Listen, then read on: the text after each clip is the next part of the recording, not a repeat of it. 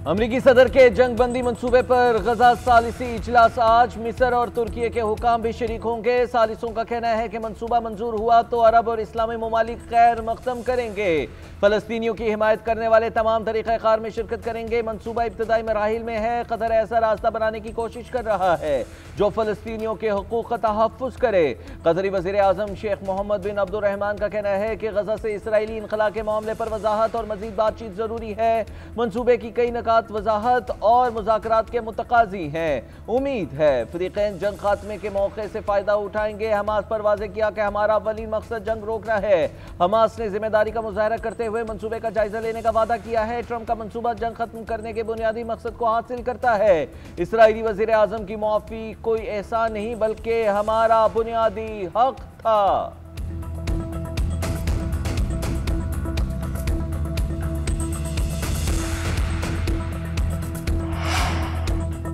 Trump का मंसूबा वो नहीं जिसमें हमारी सारी तजावीज़ मौजूद हो। इस ड्राफ्ट में हमारी तजवीज़ करदा तमाम तरामीम शामिल नहीं। नायब वज़ीर आज़म इसहाक़ डार का कहना है मुश्तरका बयान में अमरीकी सदर ट्रंप की कोशिशों को सराहा गया। अपने एजेंडे को भी हमने दोहराया। हम ट्रंप और उनकी टीम के साथ मिलकर अपने एजेंडे को हासिल करेंगे। 8 इस्लामी ममालिक के मंसूबे के तहत फ़लस्तीन में आर्म्ड फोर्स तैनात होगी। उम्मीद है कि पाकिस्तान भी फोर्स फ़लस्तीन भेजने से मुतालिक फैसला करेगा। अमरीकी सदर से मुलाकात का सिर्फ एक निकाती एजेंडा था। गजा में जंगबंदी, मगरबी किनारे पर इसराइली कब्जे को रोका जाए। गजा में जो खून बह रहा है उसको रोकना है। सियासत करने वाले क्या चाहते हैं कि फ़लस्तीनी बच्चे भूख से मरते रहें। गजा अमन मुआहदा फ़लस्तीनी अथॉरिटी भी शुक्रिया अदा कर रही कि अंदाज़ा है फ़लस्तीन में टेक्नोक्रेट आज़ाद हुकूमत होगी। यकीन दिलाया गया है कि हमास मुआहदा कबूल कर लेगी।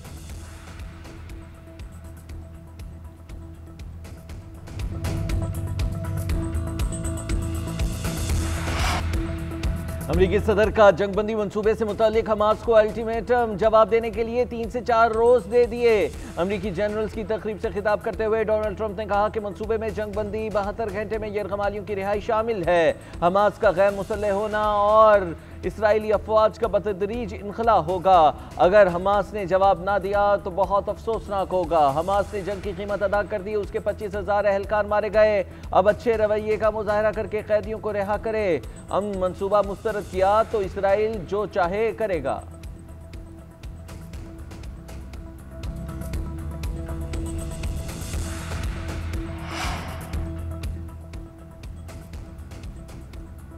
अक़वाम मुत्तहिदा का तमाम फ़रीक़ैन से ट्रंप के गजा मंसूबे पर अमल दरामद का मुतालबा। सेक्रेटरी जनरल एंटोनियो गुतरेस का कहना है कि तमाम फ़रीक़ैन मुआहिदे पर अमल दरामद करें, मंसूबे का नफाज यकीनी बनाएं। गजा में फौरी जंगबंदी, बिला रुकावट इंसानी इमदाद की रसाई, तमाम यरगमालियों की गैर मशरूत रिहाई होनी चाहिए। उम्मीद है ये इक़दाम 2 रियासती हल के लिए साजगार हालात पैदा करेंगे। दूसरी जानिब फ़लस्तीन हामी तनीम ICJP का मंसूबे पर तहफ़्फ़ुज़ात का इजहार। तंजीम के अहदेदारान का कहना है कि ट्रंप मंसूबे में इसराइली इनखला का कोई वाज़ेह तरीक़ाकार मौजूद नहीं। गजा मंसूबा इंसाफ दे रहा है और ना ही एहतसाब कर रहा है। ये फ़लस्तीनी अवाम की राय और ख्वाहिशात का एहतराम नहीं करता। इसराइल ये मंसूबा अमन की राह में रुकावट या ताख़ीर के लिए इस्तेमाल कर सकता है। अमरीकी सदर डोनाल्ड ट्रंप ने फील्ड मार्शल सैयद आसिम मुनीर की तारीफ को अपने लिए एजाज़ करार दे दिया। कहा फील्ड मार्शल पाकिस्तान में बहुत अहम शख्सियत है। 3 रोज़ पहले वज़ीर आज़म पाकिस्तान फील्ड मार्शल सैयद आसिम मुनीर के साथ यहाँ बैठे थे। उन्होंने कहा कि आपने जंग रुकवा कर लाखों जानें बचाई। जंग हो जाती तो बहुत ज़्यादा बुरा होता। ये तबसरा मुझे बहुत अच्छा लगा। फील्ड मार्शल की तारीफ को मैंने अपने लिए एजाज़ महसूस किया। उन्होंने ये सब हमारे साथ मौजूद लोगों से कहा जिनमें 2 जनरल्स थे। अब तक 7 जंगें रुकवाई। अब रूस और यूक्रेन की क़यादत को साथ बिठाना है।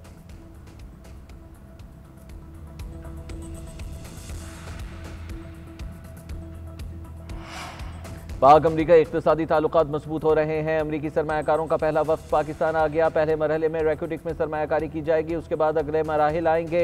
वफाकी वज़ीर ख़ज़ाना मोहम्मद औरंगज़ेब का कहना है कि टैरिफ का फैसला सामने है। अब सरमायाकारी के मामले को आगे लेकर जाना है। अमरीका से मुआहिदे और तजारत की सब तफसीलात सामने आ चुकी हैं। उधर पाकिस्तान ने $500 मिलियन यूरो बॉन्ड्स की बर वक्त अदायगी कर दी। मुशीर खजाना खुर्रम शहजाद के मुताबिक 2015 में 10 साल यूरो बॉन्ड्स गुज़िश्ता रोज़ मैच्योर हुआ। बर वक्त अदायगी माली नज़्म ज़ब्त का सबूत है। लिक्विडिटी में बेहतरी आई। आलमी इदारों ने पाकिस्तान की रेटिंग भी बेहतर की है। सरमायाकारों का एतमाद बढ़ रहा है। बॉन्ड्स प्रीमियम पर ट्रेड हो रहे हैं। पाकिस्तान के मजमूई सरकारी बैरूनी कर्ज का हिस्सा 38% से कम होकर 32% रह गया है। गरीब आदमी का खून छोड़ना, मैंने और कुछ नहीं करना। महंगाई बढ़ाएंगे, हमें इनसे ये तो नहीं है कि ये कोई गरीब को रिलीफ दे सके। जो बंदा 1500 रुपए दिहाड़ी लेता है वो कैसे गुजारा करेगा। रक्शे वगैरह के किराए वो फिर महंगे हो जाते हैं। हमें समझ नहीं आ रही हम किधर जाएं। ये तो बस समझ ले एटम नहीं मार रहे, बाकी तो पब्लिक को इन्होंने मार दिया तकरीबन। सिर्फ पेट्रोल थोड़ी बढ़ता है, जब पेट्रोल बढ़ता है तो आपको पता है कि ग्रोसरी भी बढ़ती है, हर चीज़ बढ़ती है, किराए भी बढ़ते हैं। कम करने पे आते हैं तो 1-1 रुपया कम करते हैं, 8 आने कम करते हैं। जब बढ़ाने पे आते हैं तो फिर 4-5 रुपये 10 रुपये एक साथ बढ़ा देते हैं। हमारे को तो जहन्नुम नसीब कर दिया इन लोगों ने, हर चीज़ के अंदर महंगाई कर दी है। पेट्रोली मसनूआत की कीमतों में इजाफा, मुस्तरद आवाम का कीमतें कम करने का मुतालबा। शहरियों का कहना है कि पेट्रोल महंगा होने के असरात दीगर अशिया तक भी जाएंगे। बढ़ती महंगाई में आवाम को रिलीफ देना चाहिए। हुकूमत ने पेट्रोल 4 रुपये 7 पैसे महंगा लीटर करने की मंजूरी दे दी। पेट्रोल की कीमत 268 रुपये 68 पैसे हो गई। हाई स्पीड डीजल 4 रुपये 4 पैसे महंगा 276 रुपये 81 पैसे में मिलेगा।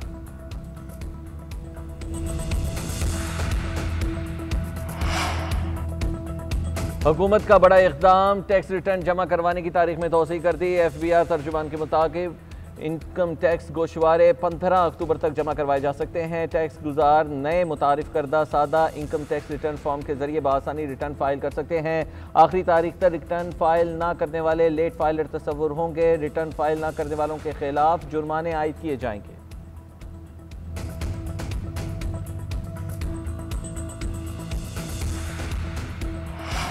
सिंध के मुख्तलिफ इलाकों में आज भी बारिश का इम्कान है। हवा का कम दबाव बहीरा अरब में दाखिल हो रहा है। गुज़िश्ता रोज़ होने वाली बारिश से गर्मी का जोर टूट गया।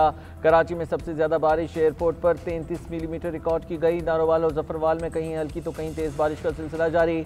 बहावल नगर, बहावलपुर, रहीम यार खान और अतराफ में भी बादल बरसने की पेशगोई की गई। आइंदा 2 रोज़ के दौरान रावलपिंडी, इस्लामाबाद, अटक और जेला में बादल बरसने का इम्कान। उधर दरियाए सिंध में कोटरी बैराज पर भी सैलाब का जोर खत्म। बहाव कम होकर 2,65,000 क्यूसेक रह गया। बाकी दरियाओं में भी बहाव मामूल पर है। मंगला डैम 99% भर गया। तरबेला डैम 100% तक भरा है।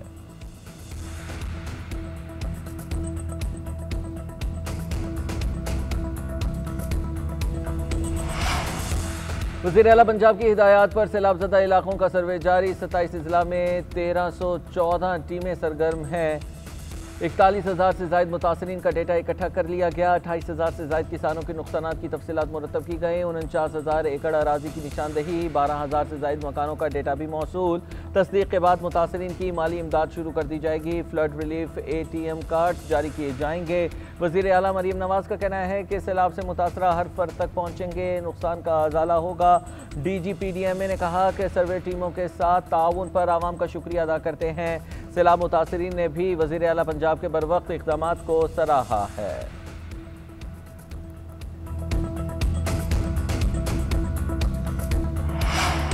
बानी PTI बुशरा बीबी के खिलाफ तोशाखाना 2 केस की समाअत आज स्पेशल जज सेंट्रल शाहरुख अर्जुमंद अडियाला जेल पहुंच गए। प्रोसिक्यूशन टीम वकला सफाई भी जेल में मौजूद। वकील सफाई नैब के तफ्तीशी अफसर पर मजीद जराह करेंगे।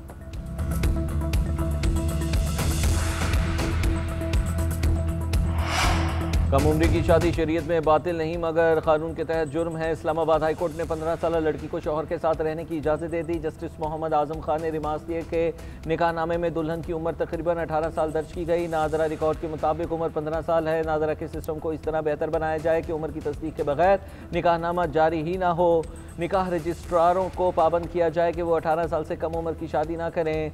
अदालत ने फैसले में सिफारिशात देते हुए कॉपी मुतल्लिका वजारतों और फैमिली कोर्ट्स जजेस को भिजवाने की हिदायत भी जारी की। लॉ एंड जस्टिस कमीशन, वजारत कानून और इंसानी हुकूक को भी कॉपी भिजवाने की हिदायत की।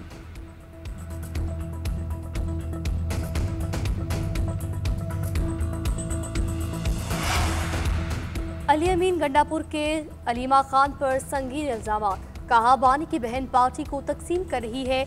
उनके तमाम व्लॉगर से राब्ते हैं। मेरे खिलाफ बाकायदा मुहिम चलाई जा रही है। हफीजुल्लाह खान अपने आर्टिकल्स में अलीमा खान को वज़ीर आज़म और चेयरपर्सन बनाने की बातें कर रहे हैं। पार्टी के अंदर ग्रुप बंदी ज़ाती मफादात पर बांध चढ़े हैं। हर शख्स किसी न किसी सहारा ग्रुप का हिस्सा बन रहा है। काबीना में तब्दीली मामूल की बात है। बानी के हर हुक्म को हमेशा कबूल किया, आइंदा भी करेंगे। वो कहें तो एक लम्हे में हुकूमत को खत्म कर दूंगा।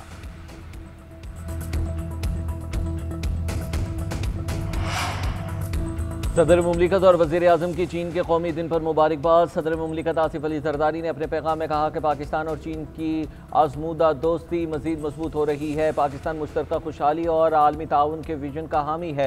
मेरे हालिया दौरों से रवाबित के फ़रोग़ और ताउन के अज़्म को तक़वियत मिली। वज़ीर आज़म शहबाज शरीफ ने कहा कि मेरा हालिया दौरा चीन नतीजा खेज़ रहा। अरबों डॉलर्स की सरमायाकारी के मुआहिदों जैसे तारीखी संगमील अबूर किए। पाकिस्तान चीन के साथ बरादराना ताल्लुकात पर फ़ख्र करता है। वज़ीर दाखिला मोहसिन नकवी का कहना है कि चीनी क़यादत ने मुख्तसर मुद्दत में मुआशी इस्तेहकाम और पायदार तरक्की के ख्वाब को अमली ताबीर दी। मुआशी, समाजी और अस्करी मैदान में गैर मामूली कामयाबियाँ खित्ते के लिए तरक्की और इस्तेहकाम का बाइस हैं। CPEC जैसे अजीम मनसूबे पाक चीन अजीम शराकत दारी की रोशन मिसाल है।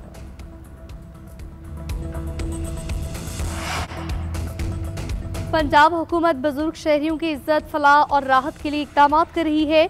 ओल्ड होम्स को बेहतर बनाया जा रहा है। वज़ीर आला पंजाब मरियम नवाज का बुजुर्ग अफराद के आलमी दिन पर पैगाम। कहा, पंजाब हुकूमत इलेक्ट्रिक बसों में बुजुर्ग अफराद को मुफ्त सफ़र की सहूलत फराहम कर रही है। बुजुर्गों को सहूलियात फराहम करना, देखभाल करना हमारी जिम्मेदारी है। उनकी इज्जत और एहतराम करना हमारा फ़र्ज़ है।